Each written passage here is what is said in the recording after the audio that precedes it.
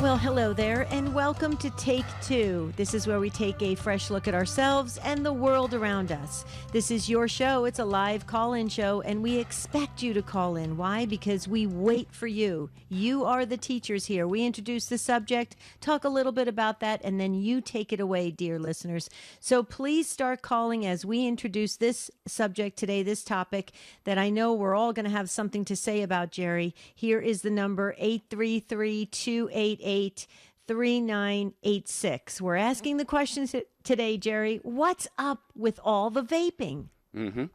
That's right. Do you use electronic cigarettes? Do you have kids who do? Do you know people who do? We just want to have a frank and honest conversation. This is a safe place to call. No judgment here. There are a lot of studies out there that show that there are a lot of dangers to using e-cigarettes. You may not agree with that. Perhaps you have known someone who has gotten sick, or maybe, God forbid, even died from some of the effects of these electronic cigarettes. So we want to have this conversation about vaping today. A lot of people do it because they think it is safer than regular tobacco. So let's have a good conversation about this. You've got one of the open phone lines for you right now at 833-288-EWTN, 833-288-3986. We really need you to weigh in on this. If you are a medical professional, if you're a teacher, you have you have the encounters with this, with the young folks that are vaping. And by the way, from what I just looked up on the internet, Jerry, a lot of countries it's 18 or older that can vape, but here in the United States it's 21. But I see a ton of teenagers. So how is that? Yeah, how is that working? How is that faring? If you're a teacher, if you're in law enforcement, if you're a medical professional, can you weigh in on this? Tell us if there's any hazards we need to look for. What are the laws about this? We want the pros and cons. If you Google pros and cons of vaping, it does come up. There are some they think pros to vaping as opposed to actually smoking traditional cigarettes. So it's interesting. I don't agree with vaping at all. I'll just come right out of the gate and say that. I think it's dangerous. There's no long-term studies on it. I think it's going to really impact the lungs, and I think we're going to have some problems with it. But let's talk about it. Maybe you can convince me otherwise. What do you think, Jer? Well, I would come down where you came down. I would be against that. And I have said on this show before, if I were going to smoke anything, it would be probably tobacco cigarettes because and I may be off base on this, but it's something that grows naturally. It's a product of the earth, of the ground. I'm just concerned about the chemicals. See, sucking in the vaping chemicals into one's lungs and one's body. That's what has me worried about this. And Debbie and I are no experts on this. Maybe you, the Take Two family, have something to say about it. So please give us a call, 833-288-3986. We are talking about the pros and cons of vaping on the program today.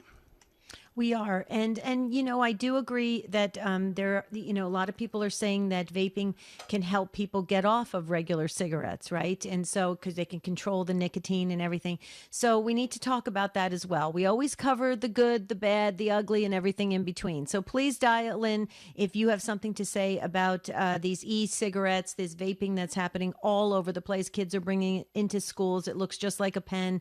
They have designer, things that people can bring in so it doesn't even look like they're vaping. Please weigh in on this. 833-288-3986. But before we go to the phones, Jerry, we have a special guest with us. Well, we do. We're going to get your takes on vaping in a few minutes, but there is an exciting and wonderful event going on in San Diego in the month of September. It's Catholic Answer's annual conference, and it's going to be on the Holy Eucharist this year. And Tim Staples, who is the Director of Apologetics at Catholic Answers, his wife Valerie is on here for a couple minutes to talk about that. Hi, Val. Hi, can you hear me? Can hear you just fine. Can you hear us okay? I can. Very good. Yeah, so most of your listeners are probably familiar with Catholic Answers Live because that's a show that kind of, you start the day, we end the day, right? So yeah, right. It's 3 to 5 p.m. Pacific Standard Time. If you haven't listened, it's an amazing show to listen to. But a lot of your listeners might not know that, yeah, we have an annual conference at the end of September every year, and it's held in La Jolla at the Hyatt Aventine. It's a beautiful place, very, very close to the beach. And La Jolla is, if you haven't been, it's one of the most beautiful beaches in Southern California. So it'd be well worth your time just to be close to the beach. But also listen to all your favorite Catholic apologists from Catholic Answers, including, of course, Tim Staples. Jimmy Aiken, Trent Horn, Joe Heschmeyer. They're all just amazing, amazing apologists. And, of course, we have a couple of outside speakers, including Simone Rizcala. She's with Endow, which is an amazing women's book study program. If you haven't had her on, you should think about having her on. She's wonderful, brilliant young woman. And then, of course, our keynote speaker for the event will be none other than Bishop Poprocki from Springfield, Illinois. And he's going to be doing the Saturday night keynote at the gala. So it's kind of a gala-style dinner, and the closing mass on Sunday, the 25th of September. So it starts on the 22nd with a live broadcast of Catholic Answers Live on location. So if you have a question, you can actually sit right there next to the apologist and ask the question. Friday night, we're going to do the same thing, and we'll have a concert. It's an amazing quartet from Phoenix, Arizona, from the Diocese of Phoenix. They're called Floriani, and they specialize really in beautiful, bringing back the Gregorian and the classical music of the past that really lifts the spirit. It's just beautiful. So it's going to be an amazing weekend. We hope you can join us, because all of us need to be better equipped to share the truth, the beauty of the Eucharist. And that's the goal, ultimately, is to work with the bishops to restore belief in devotion to and love of the Blessed Sacrament. That's what our goal. Well, Valerie, you had me at the theme, the Eucharist. Way to go. That is exciting. And to be in Southern California, it doesn't get any better than that, Valerie. So where can people register? Please tell us. Sure. It's at CatholicAnswersConference.com, www.CatholicAnswersConference.com. And, yeah, you can register there. If you happen to be local, if you're listening and you're in Southern California, type in all caps local, and you'll get 70% off. Wow, that is fantastic. Well, we hope it is well attended. We know it's going to be. All of your annual conferences are. And please give our love and best wishes to everybody at Catholic Answers, to you, Valerie, and your husband, Tim. He seems to be doing well with his health after that stroke of the cerebellum that he had several months ago. So God bless you all, and thanks for coming on to share a little bit about this. CatholicAnswersConference.com. Thank you, Valerie. All right, thank you. God bless you both. God bless you. Yeah, just think about that, Debbie. A weekend with the folks at Catholic Answers in La Jolla, California. Beautiful. CatholicAnswersConference.com. It's on the Eucharist, you guys, so get over there, CatholicAnswersConference.com, and get registered, because it's coming up next month. That's right, very quickly. Okay, we're talking about vaping today on Take Two. If you have something to say about it, now is the time to call in at 833-288-3986. Please join us.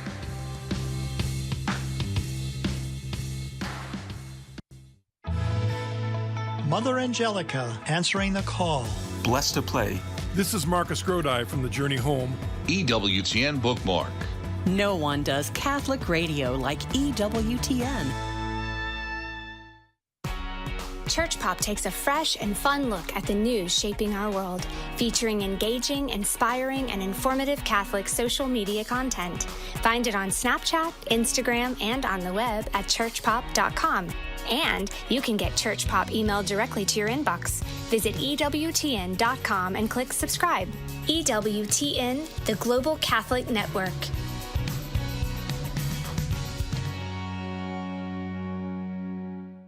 The Church Universal unites in prayer for its newly elevated cardinals as they join Pope Francis for the holy sacrifice of the Mass. May they faithfully serve the body of Christ and have the strength to be firm witnesses of the gospel to the world. EWTN takes you to St. Peter's Basilica in Rome for the Eucharistic Concelebration with the new cardinals, Tuesday at 10:30 a.m. Eastern on EWTN TV.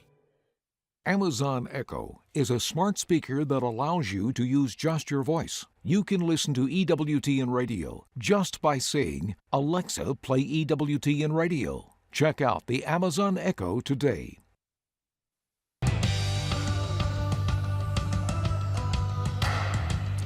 Take Two with Jerry and Debbie and you on EWTN Radio, our first broadcast of the new week. And we're talking about vaping today, the e-cigarette craze. And a lot of thoughts. People have a lot of opinions, pro and con, about this. And if you are one who engages in smoking e-cigarettes, we'd love to hear from you about why you went that direction. Maybe you've found out that it wasn't all that it was cracked up to be. Maybe you know kids, a lot of kids, even though they're not of age to be able to buy these things, are still getting their hands on these things. So let's have a conversation about this. We need your participation to do that at 833-288 3986, 833-288-3986. Don has been holding on. Don, just give me about 20 more seconds here. I want to tell people about smart speakers. EWTN Radio is available on smart speakers like Amazon Echo, Google Assistant, and others. For example, you can listen to EWTN Radio just by saying, Alexa, ask EWTN to play Take Two with Jerry and Debbie. It's that easy. So if you have a pair of smart speakers or are thinking about getting them, then you'll be able to listen to EWTN Radio that way. Folks, do you think vaping is a problem with our youth, our teens? If you do, now's the time to call in and weigh in. Is your child addicted to vaping? Do their friends vape? Do you suspect that your kids are vaping, but you don't even want to ask them because then it starts that conversation? I mean, how about teachers? I know you're super busy right now because school's back in session, but maybe some of you can find the time to call in and tell us, the good and the bad things about vaping in the school system, because I understand that a lot of teachers are very frustrated by it. These kids are coming in with these very ornate gadgets, and it's vaping mechanisms, and it's dangerous, and they're vaping in the restrooms. And so let's talk about this, and let's have a Take Two family discussion at 833-288-3986. Let's go to Don, who's first up in Buffalo, New York, on the Station of the Cross. Hello, Don. Tell us what your thoughts are about vaping today. Hi, folks. Good to talk to you folks again.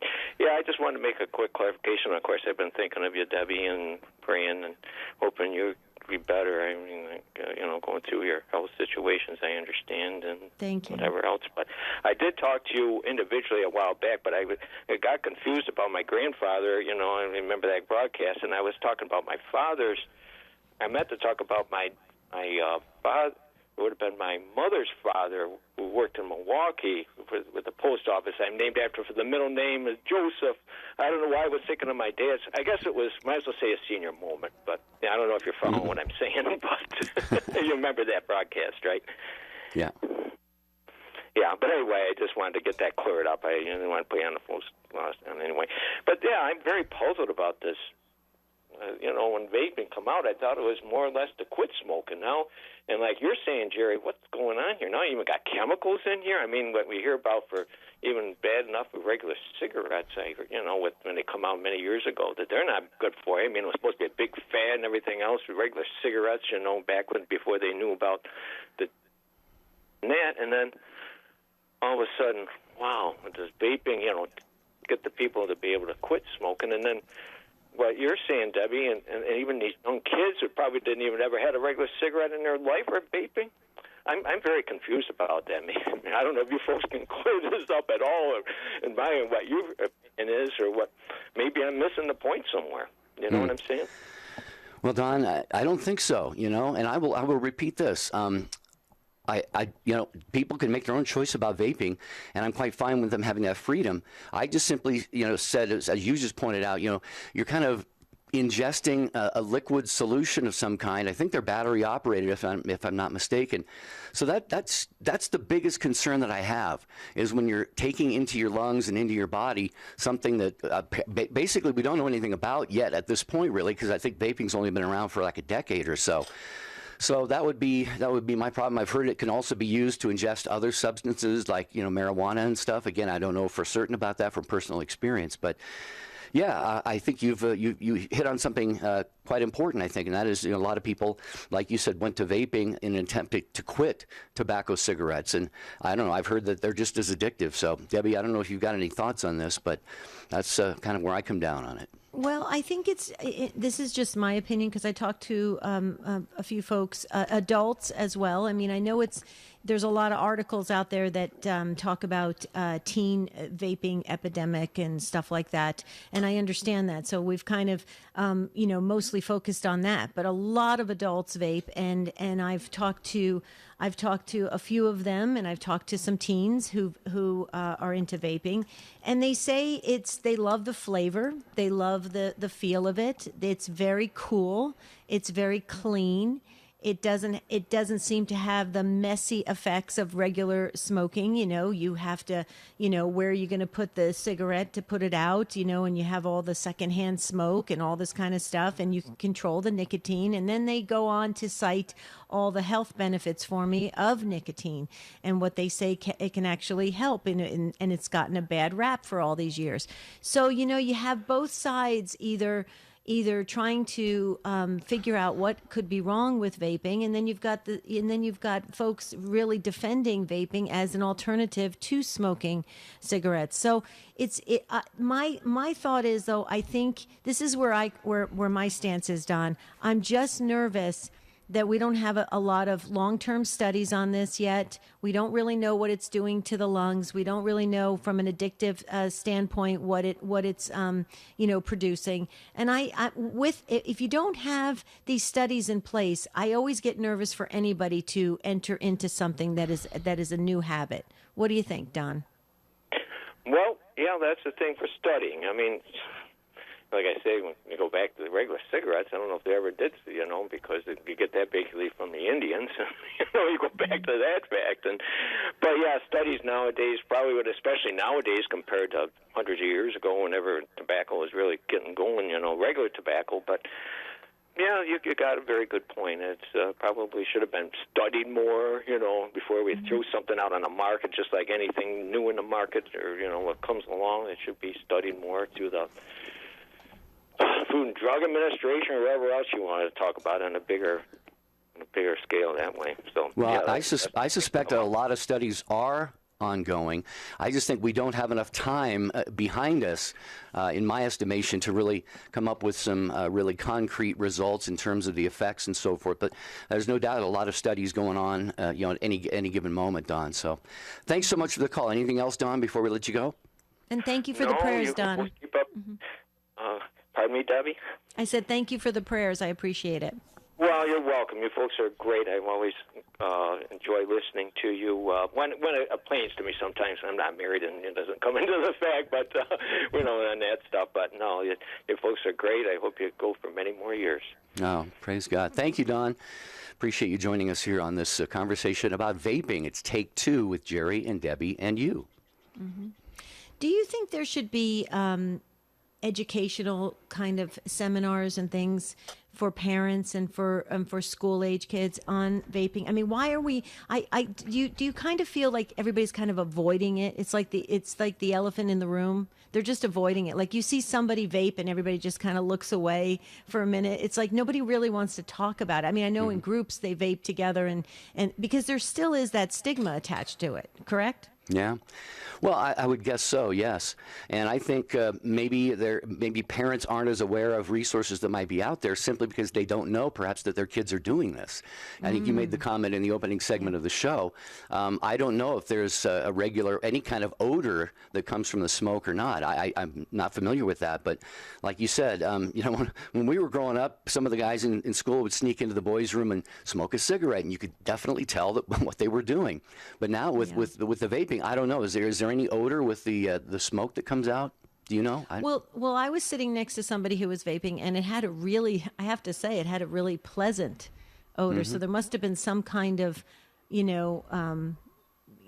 scent or something ingredient, in there. Yeah. Ingredient in there that produced it. So it didn't have that same kind of repulsive, secondhand smoke type feeling. So maybe that's a draw for people that they're not, ruining the environment. You know what I'm saying? Sure. And so, I mean, there's all these angles we can go, but let's talk about, as you can tell, Jerry and I do not vape. So this is not something we're into at all. And so, but we want to learn about it. And why did you get started in vaping, or have you quit vaping? Let's go to Kelly. Kelly is a first-time caller, and she's in Pensacola, Florida, listening on Guadalupe Radio Network. Hello, Kelly. Welcome. Hi. It's nice to be here. Great to have you. Well, I am 18 years old, and I have quit vaping, and I've been off vaping for the last 2 years. However, I have a lot of friends and family who vape, and it's terrible to see. And honestly, it's really just a waste of money and a waste of just your lungs and the cells in your lungs. I think that a large part of it comes from marketing. Vaping is very pleasant for children because, I mean, you see colorful fumes, different colors of the rainbow. You have flavors like Skittles and other, like, fruity things that taste good or, like, would be used to taste good for children. And that marketing has really shifted gears to younger viewers, and that's why I think it's such a pandemic in the youth. I have a bunch of questions to ask you, Kelly, because you said you used to vape and now you don't do that anymore. You don't vape anymore. Correct. Yes. Okay. So the smell, when I was sitting next to this young man who was vaping, we were actually in an airport, which I thought you weren't supposed to be able to vape in an airport, but I guess he went and, did a quick puff on his little canister thing he had in his hand. Was that the smell we were all smelling in the airport? So that there's these different flavors like Skittles and stuff like that. And does that come out so that for the rest of us on the bystanders can smell that, or is it just for the person vaping? You can smell that if you're near them, and you can smell that for sure. It depends on what flavor you have, but it'll smell like a berry almost. It doesn't smell like perfume. It's almost like... Right. It's right. just an odd flavor, but it's only there for a few seconds. And that's the thing with vaping. I've seen children literally hit a vape while their mother's backs were turned. Mm-hmm. And, it's so easy to hide. Mm-hmm. Well, that's what this young man did in the airport. And so what do you call... Like, he didn't have a pen. He had like a little canister. It looked like a vial. What do you call that? That's a disposable vape, probably a fume. Those are really popular. They're really popular. Okay. Okay. And how expensive is vaping? If somebody were to just go, like, I guess you buy it in a tobacco store or something. Like, where do you buy these things? For everyone listening, vaping is the number one way to waste your money. It is the number one way to waste your money. It is $20 a vape, and children will go through those in like a week. Wow. $20 a week is a lot of money. Mm-hmm. And it's just, and once you're on it, it's not even like a drug where you can just feel it settling in every single time. Or like when you drink caffeine, you can always feel the caffeine help you wake you up, if that's a better analogy. When you, at a certain point, and it's very soon, and when you start vaping, at a certain point, you just stop feeling it. However, the only reason they keep going is, one, socially, popularity, right? And two, an addiction. It's extremely hard to put away vaping, extremely difficult. And I'm so happy that I just scared myself. I want my lungs. I appreciate my lungs. I appreciate breathing air. And I just saw a really scary example of what could happen to me. And that's why I just stopped. I looked towards other things, but it was extremely difficult to put away. Well, you just anticipated my question, Kelly, and that was if you could give us the number one reason why you put down the vaping and stopped doing that. You said you saw a certain, I don't know what it was. What was the experience that, if you can share, what was the experience that kind of shook you up about this?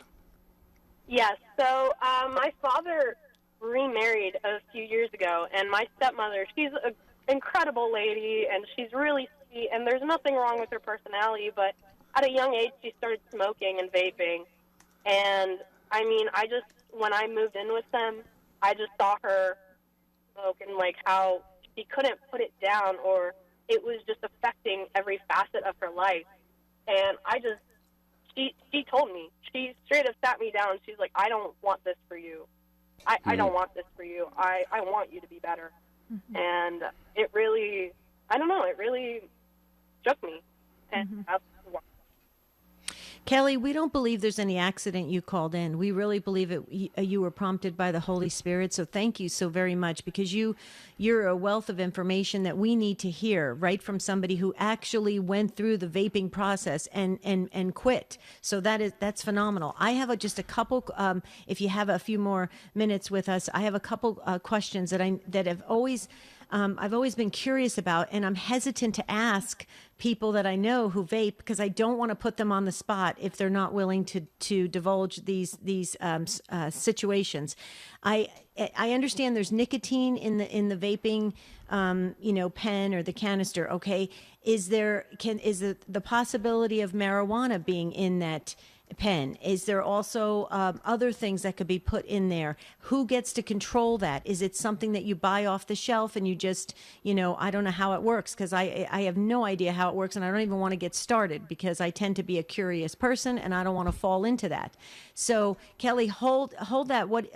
Start to answer that, but you're going to hear the music in just a bit and we have to hit the pause button. But can you tell us a little bit about the marijuana and anything else that could be in there, any other substances? How do these kids get this? Is there an underground type of, sales that are happening in schools and the kids know how to get it on Instagram and Snapchat or whatever? We want to know kind of the details of what's going on behind the scenes. But Jerry, there's the music. Yeah, Kelly, hang on if you can. We appreciate that. And after Kelly, we have Valerie and Aaron and others we're going to get to on Take Two with Jerry and Debbie and you on EWTN Radio. It's 833-288-3986. Yes. Psalm 1, verse 1 says, "Blessed is the man who does not walk in the counsel of the ungodly, nor stand in the way of sinners, nor sit in the seat of scorners." What does that mean? Don't hang around with bad people? No. According to G.K. Chesterton, it means something much better than that. He says that there are certain people who, because they are really pure, create a good atmosphere around themselves. They are truly children of light, and that light shines on everything they touch.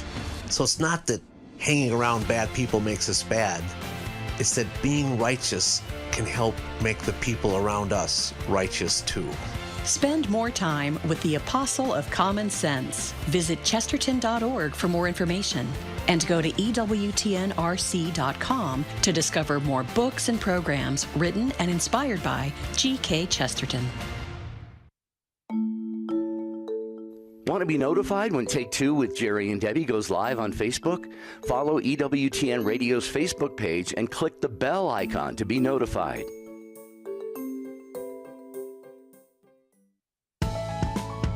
This is Ann, Program Director for Siouxland Catholic Radio, 88.1 FM. Catholic radio is more essential than ever.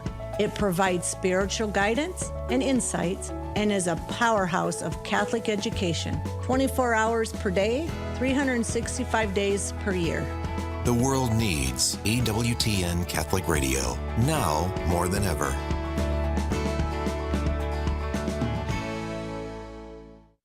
Hi, this is Cy Kellett. Join us later today on Catholic Answers Live as we do our best to explain and defend the Catholic faith. Catholic Answers Live, 6 p.m. Eastern on EWTN Radio. Now back to Take Two with Jerry and Debbie.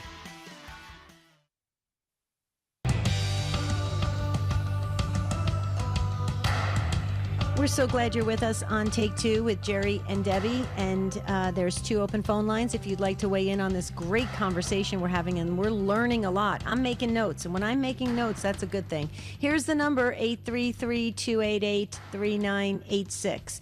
And we're talking to our new friend Kelly in Pensacola, Florida, and she's got some great information for all of us. So please stop what you're doing and really listen up to Kelly. Kelly, do you need me to repeat the questions, or can you kind of jump right in and answer about, what's in these canisters? Can marijuana be in there? How do these kids get this? And kind of give us the inside scoop. All right. Well, starting off with disposable vapes, which are the most common, those are about $20 a pop, of $20 for one, and that's about 5% nicotine. However, some of them can be changed or altered to be 20%. I don't remember how much there's in an actual cigarette, but I feel as though that's one of the main reasons why people will say vaping is much better in comparison to cigarettes. However, people still get addicted. As for marijuana, there are pens for marijuana, specifically for cartridges, and that's where putting other stuff in those cartridges can get really dicey, especially if you don't know where it's coming from. I've had a friend who was actually laced with acid.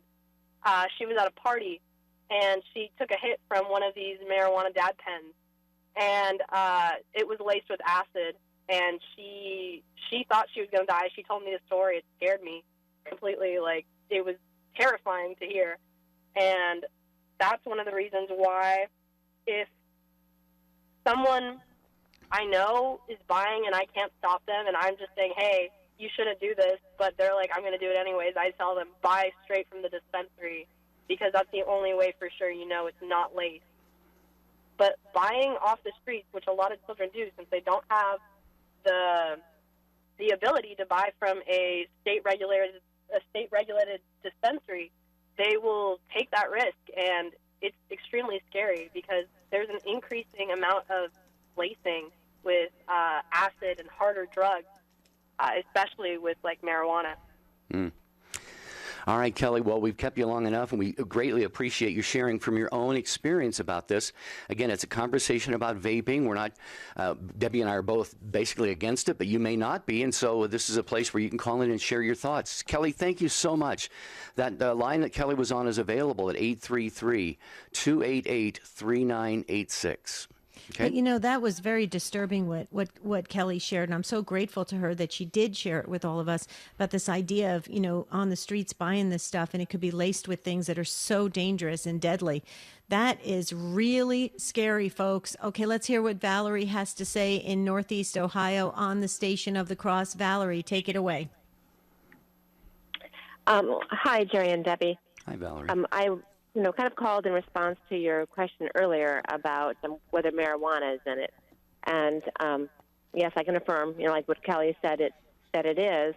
And how my son vapes, and the way he had started seems to be that he wanted to smoke the cigarettes, had that urge when he was indoors at various places and couldn't. So he started the vape. And I thought, well, I'll smoke less often then, too. That'll help me stop smoking. But, of course, it's so easy that and so discreet that he could just pull it out whenever he wanted. So he ended up vaping a lot more than smoking. And because of those fruit flavors, of course, that's also, this pleasure-seeking of the taste. Like, that tastes better. He's still getting his nicotine. And it has become, so compulsive. He pulls it out, can be so frequently, he doesn't even realize when he's doing it. It is so habit-forming and so frequent. And, I've just seen it, and then he'll cough, and he'll say, yeah, I got to quit, but has no desire to, just can't seem to, And, it was bad. When he was a child, he had croup several times, a seasonal thing. And then he was getting, sports-induced and allergy-induced asthma, which he hasn't had for years that we know of. But, he's 24 now. And this vaping is just so frequent.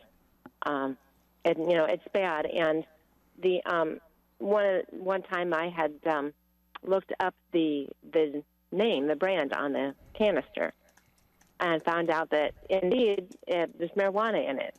And, of course, he's doing that right in front of people everywhere. And, I had no idea. But I just felt something wasn't quite right with this one. I just got a feeling of this darkness or something.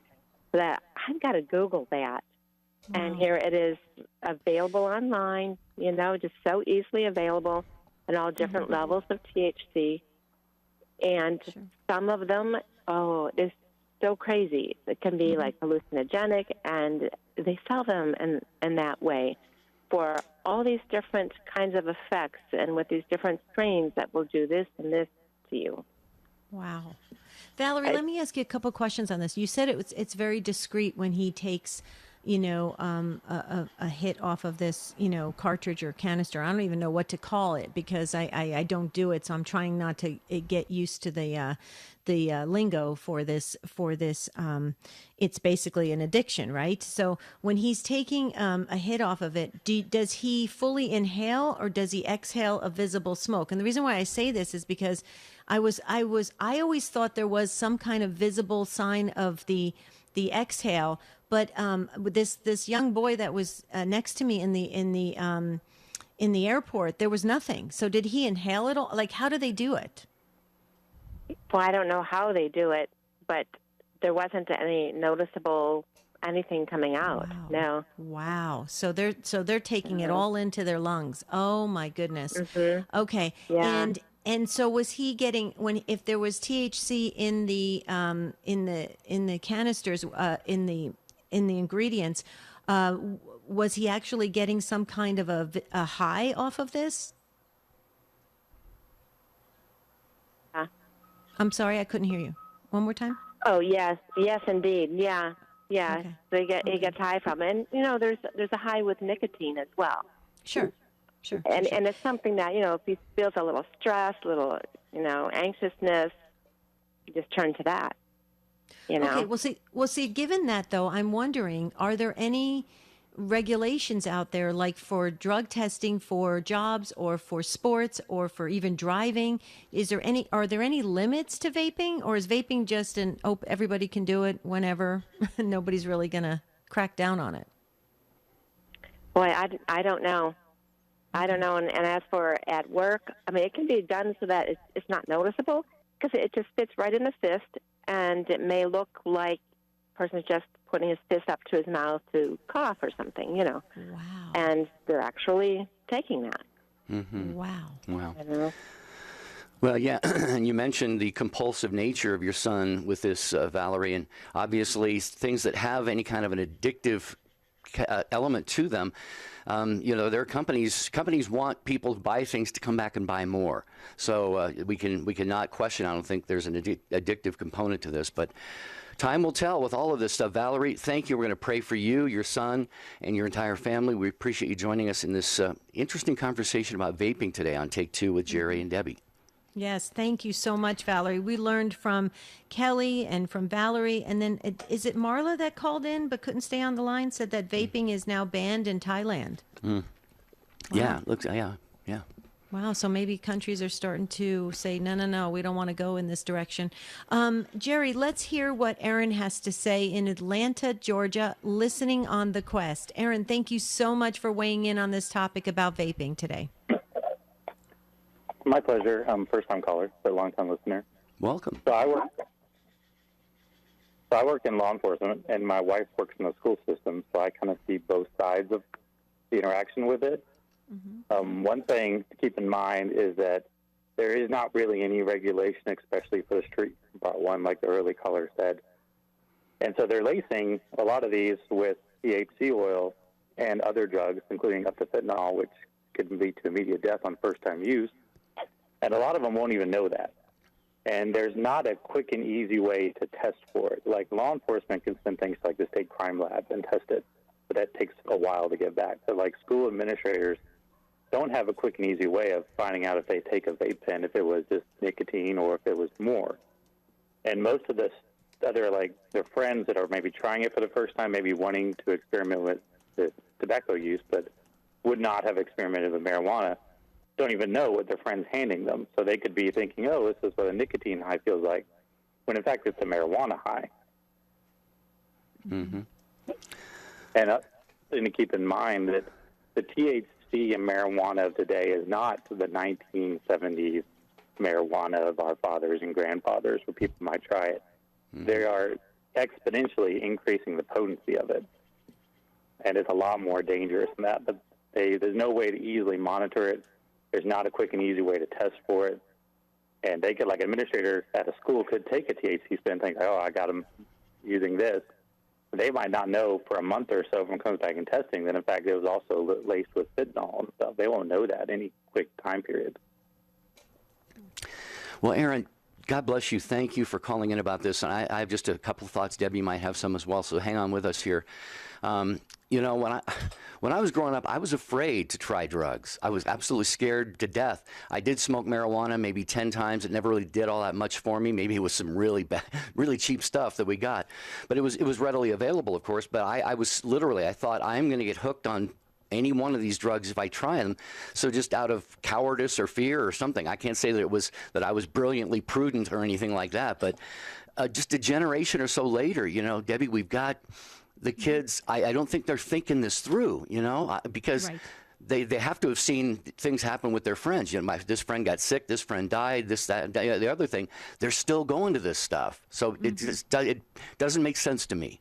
Yeah, and I agree with you. I was scared as well when I was growing up, but I was scared of my dad.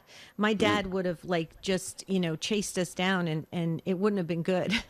So we were but that's also another problem nowadays, that you don't have that kind of family system in place where kids have that sense of a little bit of healthy fear not to try something like this. But Aaron, going back to what you were sharing, first of all, I just want to say thank you so much for being in law enforcement. We love that. We always love to feel protected and safe, and you are out there on the front lines doing that for us. So thank you, Aaron, and please thank your wife for being a school teacher. We love our teachers. So thank you again and again and again. We can't thank you enough. But let's go back to this for a moment about this idea that you can't really regulate it. People don't even know what's in these pens. These kids are taking hits off of this stuff and don't even realize that it could be deadly. So do we have a population out there behind, the wheel of a car, all the wheels of cars all around the country? And are they high? I mean, what's going on? I mean, and the reason why I say this, Aaron, is because lately I have been driving on the streets of Phoenix, in Phoenix, Arizona, and this is the first time in 37 years I've seen some of the craziest behaviors and antics that are happening on the streets. Are people just off? I mean, what's going on? It's very possible. It's harder to test quickly for driving under the influence of drugs than it is for alcohol, because there's traditional tests, like we've all seen on TV and all that, walk the line and all that, to test to see if someone is under the influence of alcohol, and you can usually smell it on their breath and stuff. But you don't get that with marijuana. I mean, even if you see them with a vape in the car, you don't know what's on it. They could be quite high, and it's a lot harder to detect. Usually most easily detected by blood tests, which can't be done on the side of the street. So it's very possible, or like I said, with them not knowing what's in it, they could be thinking they're just smoking a nicotine stick when in fact they're very high driving around. Yeah. Kind of gives you pause for thought, doesn't it, Debbie and Aaron? Aaron, thank you, brother, so much. Thanks for being a listener to the program and a first-time caller today. We hope that you'll call back Take Two with Jerry and Debbie, because it's your show, and it belongs to you, the Take Two family. We're going to get to more calls in just a minute. Debbie, I know you wanted to bring something up real quick. Oh, I'm just, I'm trying to take this all in, and I'm so appreciative of all the calls. And I have to tell you, Jerry, it's just making me very sad. I feel sad for the people that have fallen into this, because this is another way I think that people are making money off of people's lives, and it's not good. And like Kelly was saying, how expensive it is. I mean, these kids, what are they going to, wow, this is just terrible. I don't like any of it. We need to get back to something just more peaceful and calm and natural. Okay, Mother Angelica Live Classics, Tuesday night. This is a perfect example. Go back to Mother Angelica. You want to hear what she has to say. 8 Eastern Time on EWTN TV and radio. EWTN foundress Mother Angelica shares her timeless wit and wisdom, and Mother explores the wisdom and instruction found in the epistles, in Scripture. So please, folks, go back to Mother Angelica. That's when it was much more, quiet and simple and peaceful and joy-filled. I'm sorry. I think this is terrible. With this vaping, we need to get this off the streets. This is dangerous. Well, let's find out what Kim would like to contribute to the conversation. Kim is in North Carolina, listening on Sirius XM 130. Hello, Kim. Hi. Thanks for calling. Hi. I just wanted to say I'm very concerned about this, too. I don't vape. I'm not saying that woo, I'm great. I'm just saying I think it's serious. I don't want to have anything to do with it, but I have someone in my family that I love very much who started doing that, and we had a heart-to-heart talk, and the culprit behind it was anxiety, okay? So we started to address the anxiety, and we went and talked to a vape-type gummy shop that also does compounding and et cetera for medicines. And she said there's a lot of good that can come out of hemp. You don't have to take it where you're getting THC. But she did say if you take through a pen, you will ingest plastics, you will ingest artificial chemicals, artificial flavors. Anything artificial is not good. It's not good. And it goes right into your cells. It's just awful. And so she said gummies might be a very good alternative to the pen. So while it doesn't give the gratification that some of the callers have children that really need a compulsive kind of, I need to hold something and put it to my mouth, that kind of thing. But as far as the anxiety, addressing the anxiety, the hemp-based gummies that don't have any traces of THC is a broad spectrum hemp, and it is not, has no THC, no traces of THC. Mm-hmm. And if you buy it from the place that sells it, that is like a compounding pharmacy or not a place off the street, like some callers talked about. I mean, that's where I found out this loving, dear person to me bought their pen, and I'm like, no. You can't believe anything anyone says to you. All they care about is making money. That's it. Mm-hmm. And they just act like they care about you. It's the enemy dressed up like he cares about you, but he doesn't. So you've got to just trust. There is a way to use a natural product called hemp and try to keep the relationship open with your child as much as possible, because they're going to try or do something outside of your relationship if you don't. And try to bring them to the pharmacist. Try to take them to the place where they sell really good stuff. Talk it out. And really look at it like through a microscope. Like look at it like this is a product. This is a drug. This is, yes, I'm going to use this for anxiety, for obsessive compulsive behavior, or whatever drew them to the vaping anyway, which I know a lot of the callers have said it's just popularity, doing the whatever for their age. Mm-hmm. Well, yeah, it's a lot of things, Kim, and I'm just going to jump in because a couple thoughts came to me here. One was, you mentioned, they don't care about the person, they just care about the money. Unfortunately, that's usually the case. And I remember I've always flown Southwest Airlines during my travel days, and how they get kind of the funny spiels, the flight attendants, and they would say, nobody loves you or your money more than we do. And so I think that's a very real challenge and danger that's out there. And you also brought up, if you're going to do these things, you've got to go to what I guess I would call a reputable establishment or something, and definitely not off the street, because, you never know. Like you said, you never know what's in things that you can buy sort of willy-nilly, and you may not know what's in them if you buy them from a reputable source either. But I would say, that's definitely something you got to stay close to. Yeah. Thank you, Kim. We appreciate the call and the input on this topic. I have to tell you, Jerry and Kim and those of you who are listening right now, I'm still extremely bothered by it, especially, getting back to Aaron's call from Atlanta, Georgia, who's in law enforcement. It just bothers me to think that people are in a gigantic piece of machinery. It's a weapon on the streets, and they can be, popping these hits of something that could have marijuana in it that could ultimately impair their ability to drive properly. I mean, we've got kids We've got our grandkids on the road in their car seats. This is so dangerous. Why? I don't understand it, but it's like out of control, because when you look at the list, Jerry, most of the countries, internationally, they're 18 and older. Here in the United States, it's 21.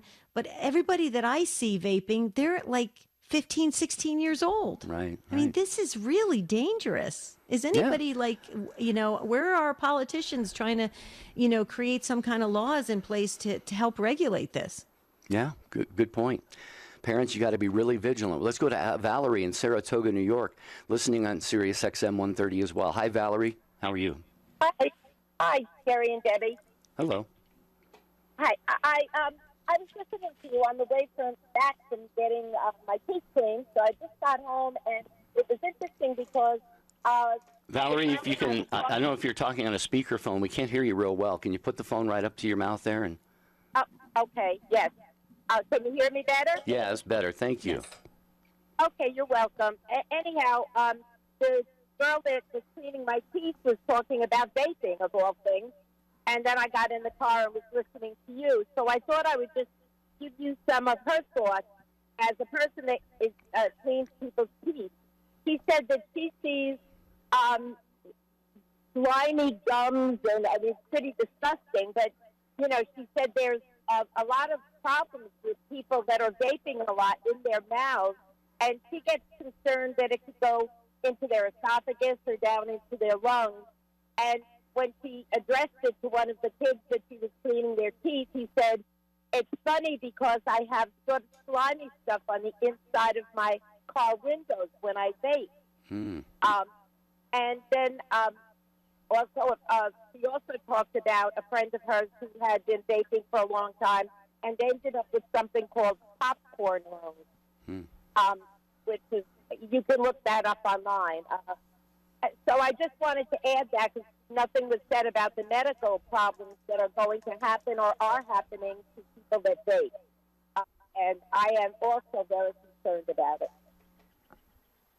Well, Valerie, we thank you so very much. And actually, when I was talking to some fine folks last night about when I was researching and prepping for this show today, they actually said, bring up popcorn lung, because that, and let people see what happens to people and their esophagus. You're talking about, I wonder in 10 years, Valerie and Jerry, are we going to have a rise in esophageal cancer? I mean, see, this is what I'm talking about. We're not really taking this seriously, because we're trying to fight all these other things right now that are very, very, very serious. I mean, like fentanyl and stuff like that. And I understand that, but just like you heard from Aaron and from others, the fentanyl is seeping into this so-called trendy, cool, pastime for people to do. I think if people are seriously trying to get off of regular cigarettes, they should be under some kind of doctor supervision, and I understand that there's, people have anxieties and fears and can't sleep, insomnia,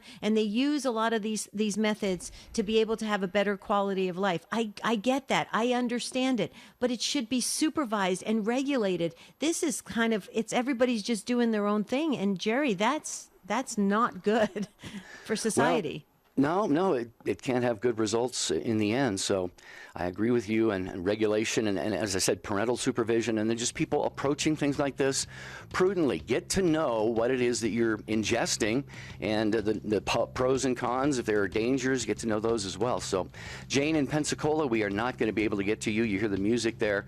But we're talking to Debbie all about relationships tomorrow. Right. So, Jane, if you'd like to call back tomorrow, feel free to do so. But tomorrow's all about relationships on Take Two. This was a great discussion. We learned a lot. Hopefully, we'll go to the internet and do some more research on this so we can help our children and our grandchildren. We want them to be healthy, don't we? Of course we do. Well, until tomorrow, have a beautiful and blessed day. We ask St. Joseph, please pray for all of us. Amen.